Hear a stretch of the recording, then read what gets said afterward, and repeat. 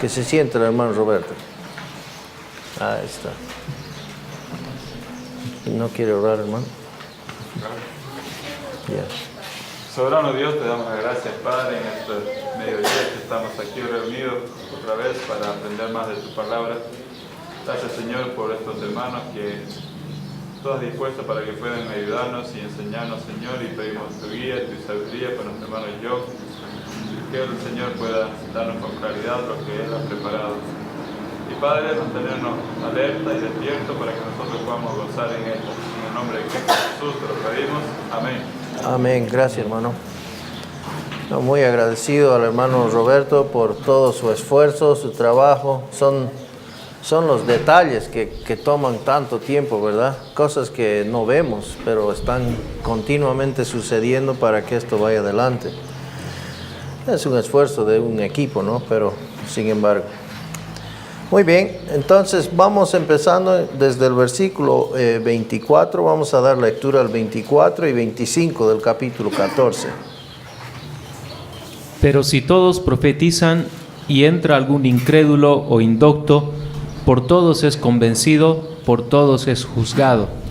Lo oculto de su corazón se hace manifiesto, y así, postrándose sobre su rostro, adorará a Dios, declarando que verdaderamente Dios está entre vosotros. Ok, entonces estamos viendo aquí, esta mañana estuvimos viendo al hermano Brett hablar en lenguas, y nadie salió edificado, ¿verdad? Entonces, eso menciona en el 23. Dirían, si un incrédulo entra o un indocto entra, diría que estamos locos. Entonces, ahí en el versículo 4 empieza, pero en cambio, es decir, en contraste, si todos profetizan, haciendo la exageración, si todos estuvieran hablando en lenguas o todos estuvieran profetizando, para dar el argumento aquí, él dice, bueno, vamos a ver entonces el correcto uso de los dones en la iglesia local. Si la profecía es para los que creen, ¿cómo se benefician los incrédulos de ella? ¿Cómo se benefician los incrédulos de ella? Aunque los incrédulos que asistieron a un servicio de la iglesia local no fueron ayudados por el don de lenguas, podrían beneficiarse fácilmente del don de la profecía.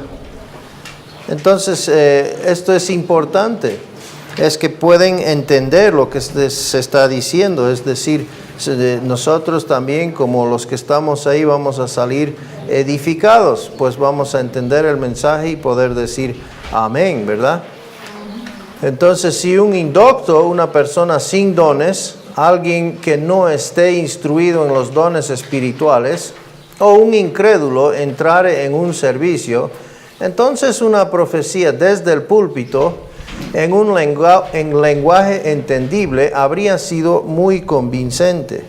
Y vamos a mirar aquí los detalles de ese punto. Entonces, si alguien entra, un indocto, alguien que no entiende de los dones espirituales, o un incrédulo entra y escucha desde el púlpito una profecía en un lenguaje entendible, es de mucho más provecho. El correcto,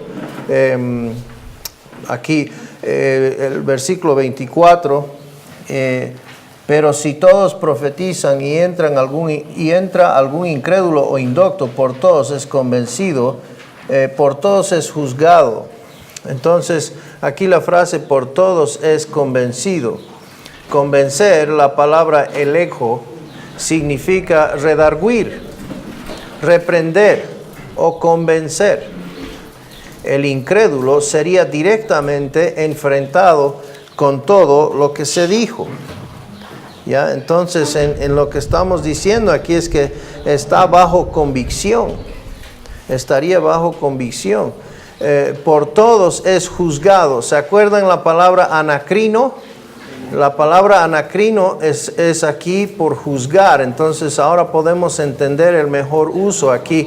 Entonces, llamado a cuentas, ¿ya? Por todos es llamado a cuentas. Esto no quiere decir es sentenciado. La persona no es sentenciada, sino que es convencido, es decir, está bajo convicción. Llamado a cuentas, anacrino, significa que el incrédulo sería traído como si fuera a la corte para ser interrogado por completo. Y vemos que está, el Espíritu Santo está convenciendo al mundo de justicia, de juicio y de pecado. Juan 16, 8 al 11, hermano, por favor.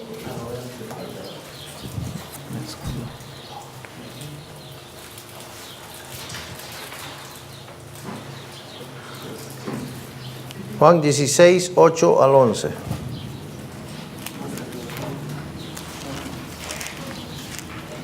Estas cosas, y cuando Él venga, convencerá al mundo de pecado, de juicio y de justicia y de juicio.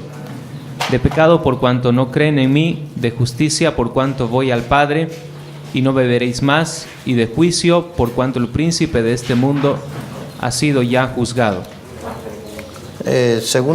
Primera Corintios 2, 14 y 15 dice, pero el hombre natural, es decir, el inconverso, no percibe las cosas que son del Espíritu de Dios, porque para él son locura y no las puede entender, porque se han de discernir, ahí está la palabra anacrino otra vez, espiritualmente.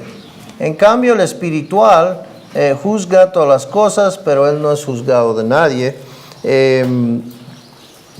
He leído el 14 y 15. Sí, 14 y 15. Entonces, cuando la persona está profetizando, adelante, una persona está está profetizando en ese caso, está hablando la palabra de Dios, ¿verdad? Hablamos de cómo el que profetiza es el parlante, en realidad Dios es el micrófono, está hablando lo que Dios le ha dado para decir. Entonces, esa persona, ese inconverso que viene, pues está bajo la convicción del Espíritu Santo. El Espíritu Santo está obrando en él y pues está puesto bajo convicción. Lo oculto de su corazón se hace manifiesto. Esto significa que la persona que estaba escuchando pensaría que fueron conocidos todos sus secretos. ¿Cuántas veces hemos ido a un mensaje y es como si el predicador nos está predicando directo a nosotros, ¿verdad? Como creyentes inclusive. Eso, y a veces nos enojamos con el pastor. O ustedes como pastores saben cómo se pueden molestar la gente, pensando que uno está predicando para ellos. Pero no es así, uno está simplemente enseñando la palabra de Dios, pero ellos están bajo convicción del Espíritu Santo, como si uno estuviera predicando directo a uno, pero es Dios quien está obrando en esa persona. Y es, creo, la misma idea aquí. Entonces, la persona entra en convicción y es como si fueran conocidos todos sus secretos. ¿Qué dijo la mujer samaritana a Jesús cuando le dijo de su situación? Anda y trae tu esposo, ¿verdad? Y ella llega a la conclusión, wow, verdaderamente tú eres un profeta, ¿verdad? Entonces ella entra ahí, es convencida ahí de su pecado. Y así postrándose sobre el rostro, fíjese la acción aquí, y así postrándose sobre el rostro, esta persona estaría totalmente humillada por la palabra enseñada. Queda totalmente bajo la convicción del Espíritu Santo. Adora a Dios. Ahora aquí debemos entender la palabra adoración en este sentido significa literalmente, la palabra es proskuneo, que quiere decir besar la mano de un superior. Entonces, él comprueba de que Dios está convenciéndole, declarando que verdaderamente, esto es realmente, ciertamente, Dios está entre vosotros. El resultado de la profecía sería la prueba de que Dios es real. Es interesante que muchas personas hoy en día creen que el don de lenguas, no el de la profecía, fue diseñado para declarar o demostrar este hecho de que Dios es real, ¿verdad? Hoy en día se ve mucho de eso. Y en especial, mientras más lenguas, mientras más escándalo, más la presencia del Espíritu, ¿verdad? Y vamos a mirar más adelante que eso es totalmente contrario a la razón y la forma en que se debía proceder, y lo bíblico, etc. 26, vamos a leer solamente el versículo 26. ¿Qué hay pues, hermanos, cuando os reunís? Cada uno de vosotros tiene salmo, tiene doctrina, tiene lengua, tiene revelación, tiene interpretación. Hágase todo para edificación.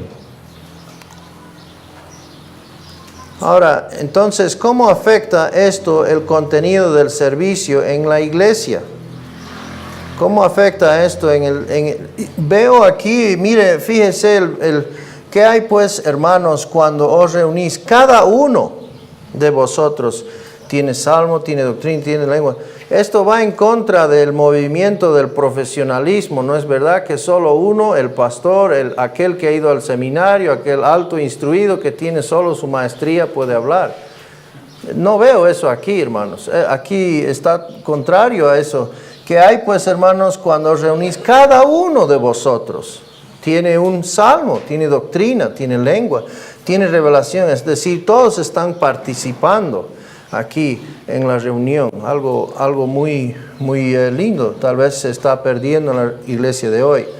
Entonces, ¿cómo afecta esto en el contenido del servicio en la iglesia? Cuando se reúne una iglesia, se supone que todo sea hecho para edificación. Y esto hemos estado hablando mucho. Debe ser hecho para edificación. Eso lo vimos en el versículo 19, hermano. 14:19. Pero en la iglesia prefiero hablar 5 palabras con mi entendimiento para enseñar también a otros que 10,000 palabras en lengua desconocida. Entonces, claro, tuvimos varias opciones ahí, las 5 palabras principales que hablaríamos en vez de los 10,000 en lenguas que no se entienden, ¿verdad? Entonces, se supone que todo sea hecho para edificación, y estamos hablando de edificación del cuerpo, no del individuo. No es para inflar al individuo, no es para que una persona esté edificada, sino todo el cuerpo, junto, unánime. Si había un salmo o canto en la iglesia, debían hacerlo para edificación. ¿Ya? Entonces, no era para tomar el tiempo antes que llegue el predicador. No era para que una persona suba y haga su número especial y pueda salir, wow, qué bonito, ¿no? Sino que es para edificación, hermanos. Siempre para edificación. Muchas veces pienso de que es en la alabanza que se puede notar como un resultado del estado espiritual de la iglesia. Es en la adoración que se puede notar, en mi humilde opinión, eso se puede observar. Si es sano, si hay verdadera espiritualidad en la iglesia, se nota en sus cánticos. Si había enseñanza, la transmisión de la verdad o doctrina, debían hacerlo para edificación. Para edificación, no se puede exagerar ese punto demasiado. Que todo era debía practicarse para edificación. Entonces nuestra pregunta es ¿esto está edificando? Esta enseñanza, este cántico, este salmo, esto lo que estamos haciendo ahorita, ¿está edificando? Una buena pregunta. Si había una revelación de Dios, una verdad descubierta, apocalipsis, esta debía ser dada para edificación. Antes de que la Biblia fuese completada, este don fue muy importante, hermanos. Antes de que venga lo perfecto, ¿verdad? Anoche estuvimos hablando de lo perfecto. El hermano Carlos nos habló de eso. El hermano Breto otra vez lo mencionó esta mañana. Lo perfecto ahora ha venido. Entonces, esto cambia la figura en cuanto a este don. Pero en ese tiempo era muy importante, especialmente cuando alguna verdad previamente desconocida o eventos futuros necesitaban ser expuestos. Necesitaban ser expuestos. Entonces, 1 Tesalonicenses 5, 1 y 2. No, 1 Tesalonicenses 5, 1, perdón. Pero acerca de los tiempos y de las ocasiones, no tenéis necesidad, hermanos, de que yo os escriba. Y 2 Tesalonicenses 2, 1. Pero con respecto a la venida de nuestro Señor Jesucristo y nuestra reunión con Él, os rogamos, hermanos, que no os dejéis mover fácilmente de vuestro modo de pensar, ni os conturbéis ni por espíritu, ni por palabra, ni por carta, como si fuera nuestra, en el sentido en que el día del Señor está cerca. Y 1 Corintios 8, 1.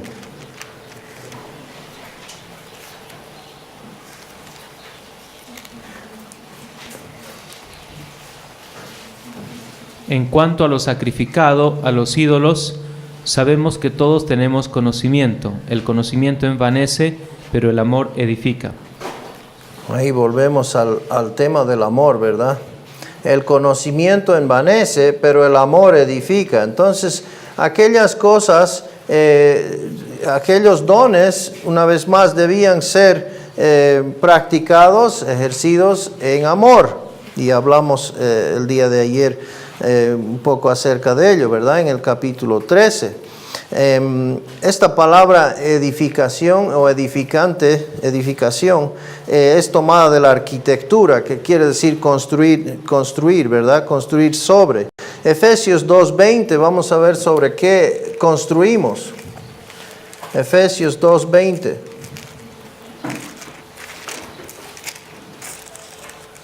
Dice, edificados sobre el fundamento de los apóstoles y profetas, siendo la principal piedra del ángulo Jesucristo mismo. Entonces, cuando se iba a edificar una construcción, lo principal sobre cual todo se construía era la piedra angular, y eso es Jesucristo mismo. Judas 20 y 21.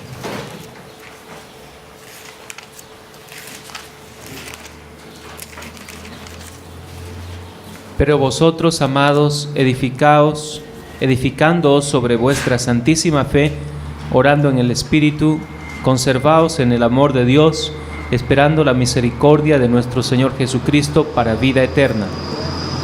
Entonces, todo lo que se edifica, pues es edificado sobre el Señor Jesucristo en amor. En amor, debe ser hecho en amor. Vámonos adelante a los versículos 27 y 28.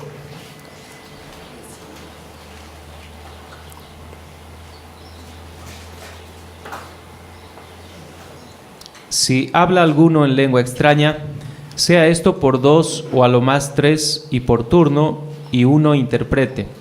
Y si no hay intérprete, calle en la iglesia y hable para sí mismo y para Dios.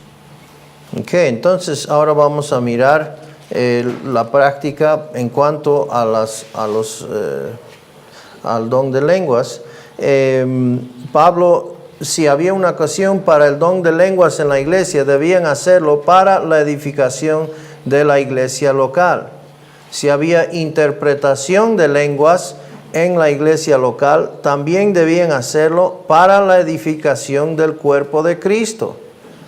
Entonces, si uno está hablando una lengua, como nos demostró esta mañana el hermano Brett, yo no sé Yanomami ni nada de eso, pero solo sé ¿no? Como muchos tratan de hacerlo o copiar, nadie sale edificado, ¿verdad? No sirve de nada, ¿no? Entonces, ahí según este principio, lo descartamos, a no ser que hay la excepción de que haya un intérprete. Entonces, si había una interpretación de lenguas en la iglesia local, también debían hacerlo para la edificación del cuerpo de Cristo. Pablo dio instrucciones específicas sobre cómo el don de lenguas debía ser practicado en la iglesia local. había un cómo, había una forma. Es que Dios es un Dios de orden. Entonces, vamos a mirar. Cuando el don de lenguas se practicaba en la iglesia, debían permitir que solo 2 o 3 personas hablaran en lenguas. Entonces, 2 a lo máximo, 3 personas hablaran en lenguas. Debían hablar por turnos. Debían hablar por turnos.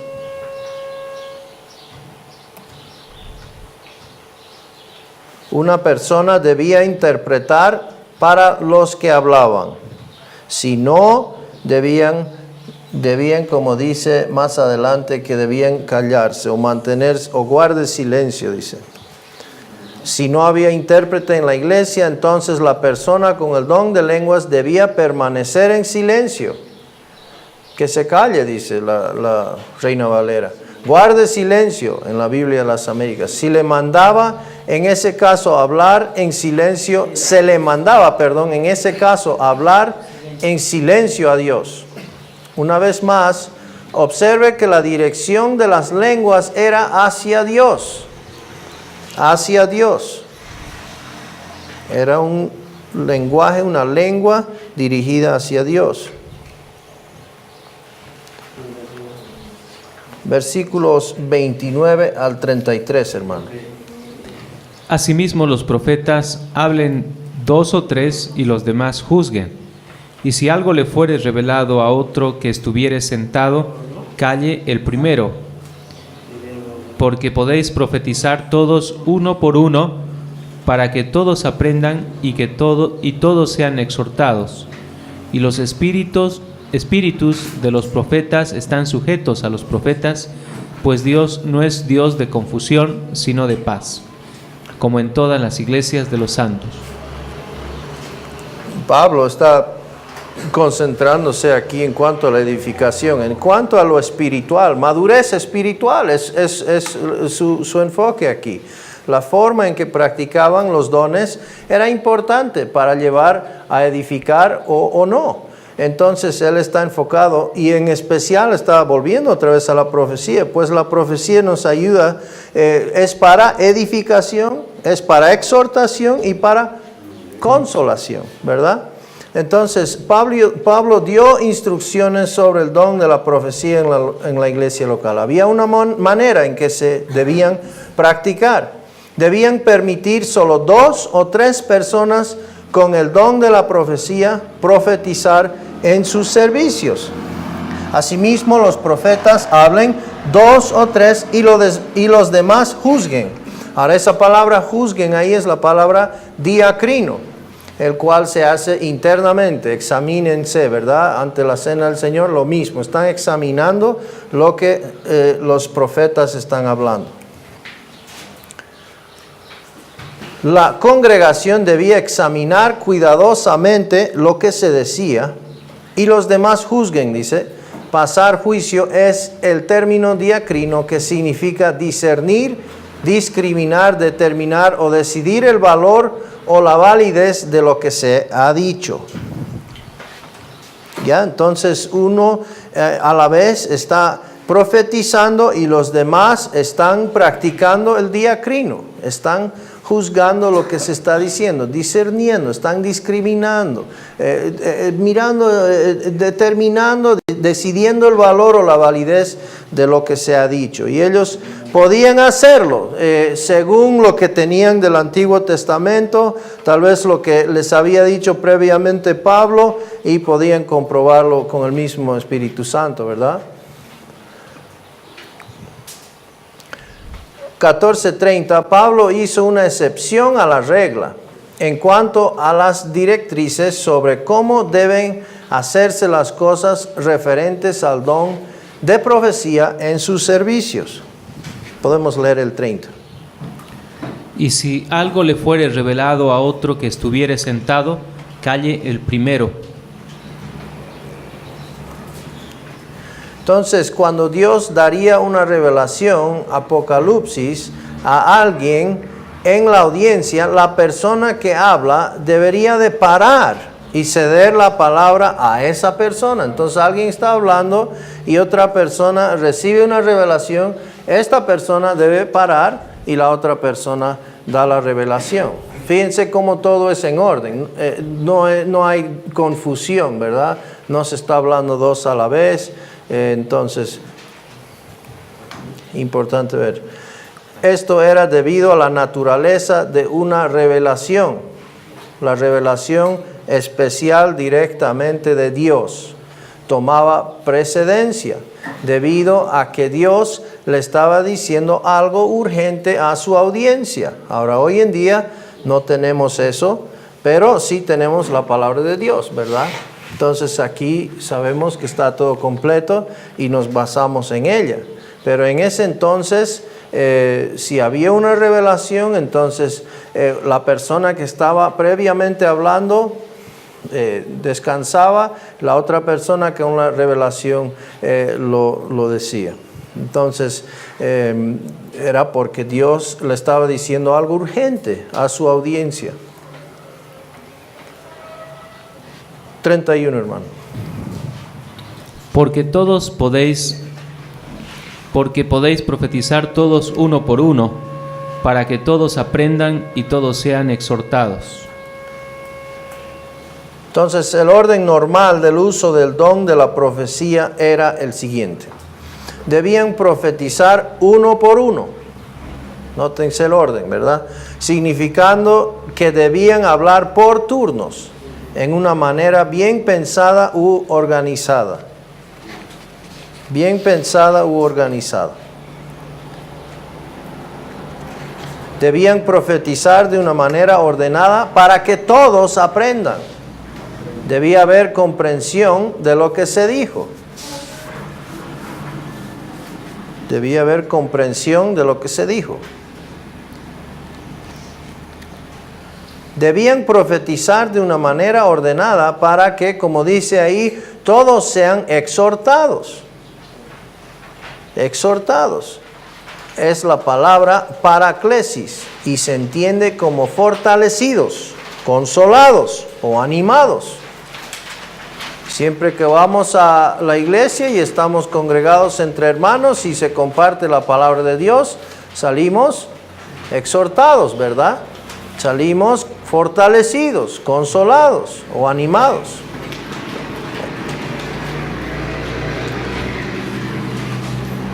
(32 y 33, hermano).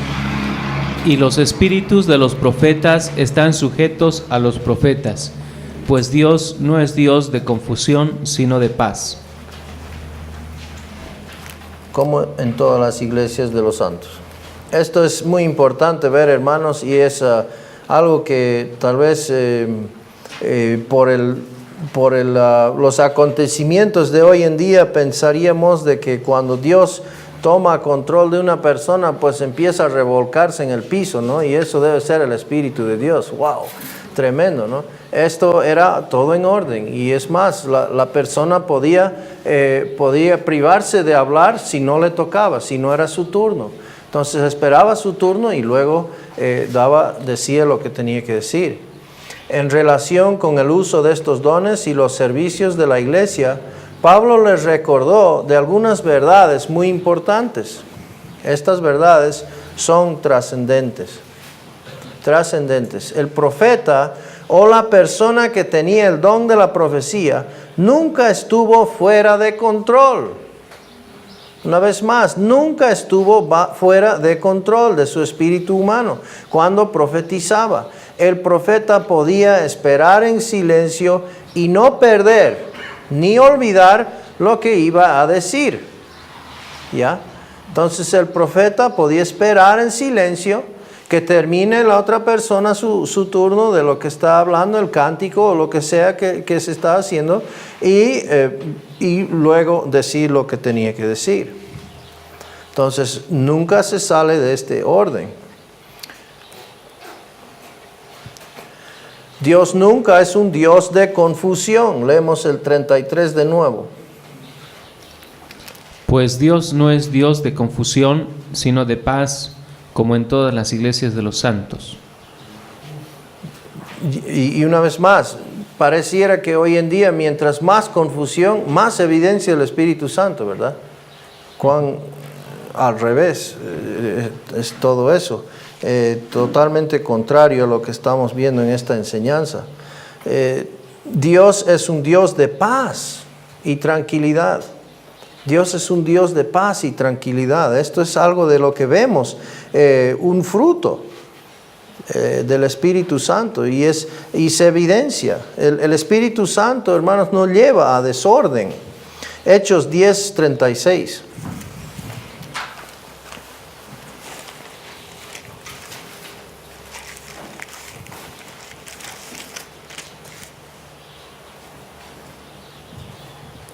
Dios envió mensaje a los hijos de Israel anunciando el Evangelio de la paz por medio de Jesucristo. Este es Señor de todos. Paz por medio del Señor Jesucristo. En Romanos 5:1 vemos justificados, pues por la fe tenemos ¿qué? Paz para con Dios por medio de nuestro Señor Jesucristo. Eso se debería reflejar también en las reuniones, yo pienso. 8:6. Tenemos paz para con Dios. 8:6 de Romanos dice, porque el ocuparse la carne es muerte, pero el ocuparse el Espíritu es vida y paz. Es vida y paz. Segunda Pedro 3:14, hermano. Segunda Pedro 3:14. Por lo cual, oh amados, estando en espera de estas cosas, procurad con diligencia ser hallados por Él sin mancha e irreprensibles en paz. En paz, ¿verdad? Dios es un Dios de paz o tranquilidad.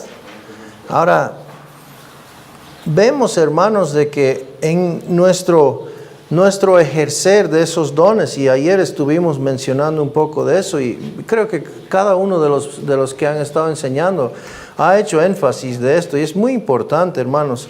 Pues el inconverso, la pregunta del inconverso al compartirle su problema o su falencia, pues lo primero que pregunta es, ¿qué debo hacer? ¿Verdad? Y ese es su enfoque. Él quiere hacer algo. Y nosotros lo que debemos hacer al presentar el Evangelio es decirle, pues tú no haces nada. Más bien Dios lo hizo por ti. Y cuando tú depositas tu fe, tú dependes de lo que Cristo hizo por ti, Dios te declara salvo. Entonces, ¿qué hizo Cristo? Pues el Señor Jesucristo, el único Hijo de Dios, ¿qué hizo? Murió, resucitó al tercer día, satisfizo la justicia de Dios, algo que jamás hubiésemos podido hacer nosotros. Y el creyente, el inconverso, al poner su fe en esa obra, Dios lo declara justo. Ahora, el creyente cuando llega a la fe, lo primero que está preguntando es ¿qué? ¿Qué debo hacer? ¿Qué está queriendo hacer? Esa es la mentalidad humana. Yo tengo que hacer algo. Y es tan contrario para nosotros como seres humanos depender, confiar. Pero eso es lo que está buscando Dios de nosotros, que confiemos en Él, que dependamos en Él. Y como evidencia o como fruto de eso, Él trae la obra. Gálatas 5:16, un versículo favorito, dice, digo pues, andad en el Espíritu y no satisfagáis, la Biblia de las Américas lo aclara y dice, no cumpliréis los deseos de la carne. Entonces vemos aquí una confianza activa, pero un fruto pasivo, es decir, confianza nuestra activa en Dios, andando en el Espíritu, confiando en Dios, y el fruto es de parte de ¿quién? De Dios. Dios produce el fruto en nosotros. No satisfaremos los deseos de la carne. Vamos a ir hacia la santificación. Efesios 6:10. Por lo demás, hermanos míos, fortaleceos en el Señor y el poder de su fuerza. Podemos entender, mirando el griego un poco ahí, dice, por lo demás, sé fortalecidos en el Señor y en el poder de su fuerza. Una vez más, vemos ahí una dependencia activa. ¿Ya? Una dependencia activa en cuanto a las cosas. Nosotros como creyentes dependemos activamente de Dios y hay una producción pasiva. 2 Timoteo 2:1, cuando Pablo le dice a Timoteo, ¿qué le dice ahí? Tú pues, hijo mío, sé fortalecido en la gracia. Sé fortalecido en la gracia que es en Cristo Jesús. Entonces, una vez más, vemos una dependencia activa. Entonces, ¿qué debo hacer? Pues lo mismo en realidad lo que decimos al inconverso. Cree. Andamos. Es por fe y para fe. Andamos en dependencia del Señor. Andamos según el Espíritu. El hermano Brett lo aclaró esta mañana muy bien. Podemos decirle a la persona, pues fácilmente, tienes que andar según el Espíritu. ¿Pero qué significa eso? Eso, ¿cómo voy a hacer eso, no? Entonces, volvemos a Romanos 6. Y entendemos de que ya gracias a la obra de Cristo a nuestro favor, hemos muerto al pecado. Nosotros no tenemos que tratar de matarnos. No nos crucificamos nosotros. Es algo que Él hizo. Ese es el poder del Evangelio para el creyente. Tremendo es. Entonces volvemos a la cruz, hermanos, y vivimos esa realidad. Algo que Cristo hizo por nosotros. Vivimos esta vida cristiana, esta vida de creyentes en dependencia de Él. Algo que Él hizo. Y pues el fruto de eso será amor y paz. Y, bueno, benignidad, etcétera, etcétera, ¿verdad?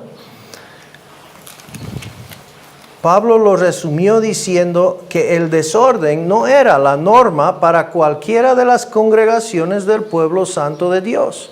Era algo particular que estaba sucediendo en la iglesia de Corinto, pues se habían dado al libertinaje, etcétera, y estaban haciendo cosas indebidas y todo estaba en desorden, ¿verdad? Y esto no es un fruto de madurez espiritual.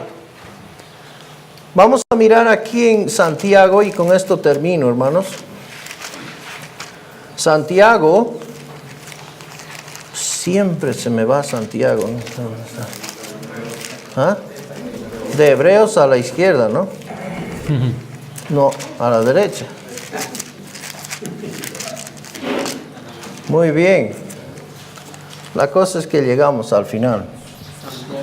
Santiago 3, 13 al 18. Hermano, ¿me hace el favor de leerlo? ¿Quién es sabio y entendido entre vosotros? Muestre por la buena conducta sus obras en sabia mansedumbre. Pero si tenéis celos amargos y contención en vuestro corazón, no os jactéis ni mintáis contra la verdad. Porque esta sabiduría no es la que desciende de lo alto, sino terrenal, animal, diabólica. Porque donde hay celos y contención, allí hay perturbación y toda obra perversa. Ahora fíjense aquí la obra de Dios, el método de Dios aquí. Pero la sabiduría que es de lo alto es primeramente pura, después pacífica, amable, benigna, llena de misericordia y de buenos frutos, sin incertidumbre ni hipocresía, y el fruto de justicia se siembra en paz para aquellos que hacen la paz. ¡Wow! ¡Qué cosa!, ¿no? Entonces nosotros, ¿dónde está nuestro enfoque? Nuestro enfoque está en dependencia, andando según el Espíritu. Y se van a manifestar, pues el Espíritu se va a manifestar, así como dice la sabiduría de lo alto, es primeramente pura, pacífica, amable, benigna, llena de misericordia. ¡Wow! Y de buenos frutos, sin incertidumbre ni hipocresía. Y el fruto de justicia se siembra en paz, para aquellos que hacen la paz. Entonces estos son algo que el apóstol Pablo, él anhelaba, que vayan creciendo en madurez, que hagan, sí, que practiquen los dones espirituales, pero que lo hagan en amor, que lo practiquen en amor y que vaya hacia ¿qué? Hacia edificación, para edificar a todo el cuerpo. Muchas gracias, hermanos. Ahí concluyo.